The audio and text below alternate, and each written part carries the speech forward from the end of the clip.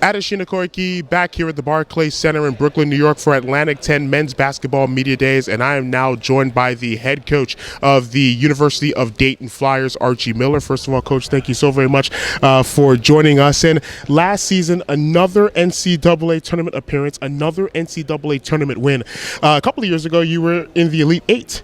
With the way the season panned out last year with suspensions, injuries, could you be even more proud of the team last year, given how far they went compared to the team a couple of years ago that was one win away from the Final Four? Well, they're both unique. Last year's group was inspiring to be around every day.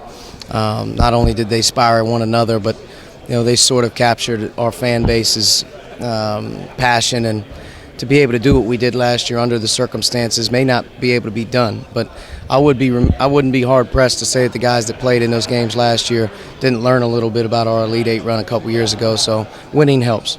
How much of a challenge was it to get the team last year to not think about what happened the season prior and going to the Elite Eight? Well, I try to start that in the off season and with your work ethic and some of the things that you have to do to get better, and you try not to ride on the coattails of the previous year because it doesn't matter. It doesn't imply that you're going to be any good the next year. So we worked hard towards that, and I give our senior Jordan Seibert a lot of credit. He played at an MVP type of level. He was our rock, and then when opportunities were created to play more minutes for our younger people, their talents, obviously were there, but their experience level got sped up, and they played, to me, career best years as well. So to be able to build on that every year is something we look forward to. Who's going to be the Jordan Seibert in terms of leadership this year on your roster? Which player or players? Well, I think there'll be three guys that really spearhead our team, and how they go is how we'll go. And Scoochie Smith, Kyle Davis, and Kendall Pollard have played a lot of minutes. They're in their junior seasons now, and they've impacted our program in a major way as a class in general, just due to the fact that they're on pace to be one of the winningest classes in the school's history already. So to me, those three guys are going to really start and stop, sort of the leadership, and the buck's going to stop sort of with those guys. Have you talked with your seniors about the possibility of being the winningest class in Dayton history with such a rich basketball tradition? It could be that group that could be the winningest group the school's ever seen. No, I think we definitely have talked about that, and as a group they sort of understand that what they're doing right now is special, but at the same time you can't put added pressure on somebody to perform because of something that's down the line, and they know that. But winning is important, and I think the guys in our program understand that when they're recruited there and when they're brought here, winning is first and foremost the most important thing that we're about as a basketball culture. Going into the NCAA tournament last year, I know Selection Sunday was a little bit of an experience. We had to kind of sweat it out. I know the chairman of the committee, at least on camera when talking about making the field of 68, about the possibility of your team not being able to make it if in the event University of Connecticut had won the American Conference tournament in that final against SMU. Was that anything that was used as motivation? You can always use things as motivation. Our team was greatly underseeded last year. I think that was proven by the fact that we were able to advance to the round of 32 and put ourselves in a situation to play a good Oklahoma team that, quite frankly, was as good as any in the country last year. So, but once you're in, and they don't tell you when you have to leave, and that's always been our approach, is to advance and have that mentality. And we have 5 NCAA tournament wins in the last 2 years, and I think there's only about 6 programs in all of college basketball that can claim that. So for us, you just have to find a way to get in, and I think the most important thing for us was getting in, and then once we're in, we have a way about us right now that believes we can win. What does that do for recruiting all of those NCAA tournament wins in such a short span? Well, it's momentum. You're on the forefront of people's mind because March Madness, the NCAA tournament, is such a big deal in this day and age, and kids go to places they want to win. They go to places where they can have an opportunity to play in that tournament and make those special runs. So the last couple of years, just in particular, have been really good to us in terms of momentum, and at the same time, we're trying to keep it going.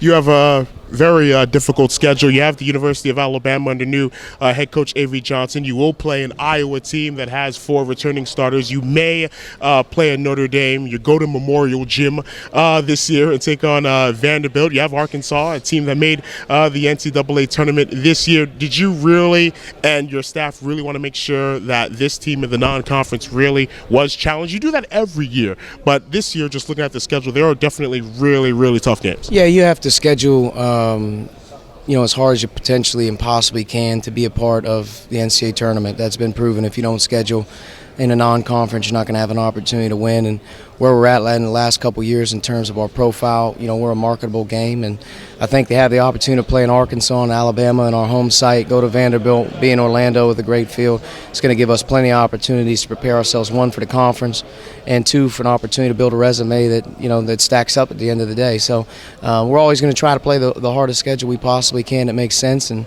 scheduling is not easy, but at the same time, it's necessary. So you're playing all the SEC teams so you can get tickets to SEC football, correct? I think so. Yeah, I think so. The SEC teams have been one of the leagues that's given us an opportunity to play them a few times, and it's worked out well. And I think this year's group that is going to be very difficult. The league is marketably improved since about 2 or 3 years ago.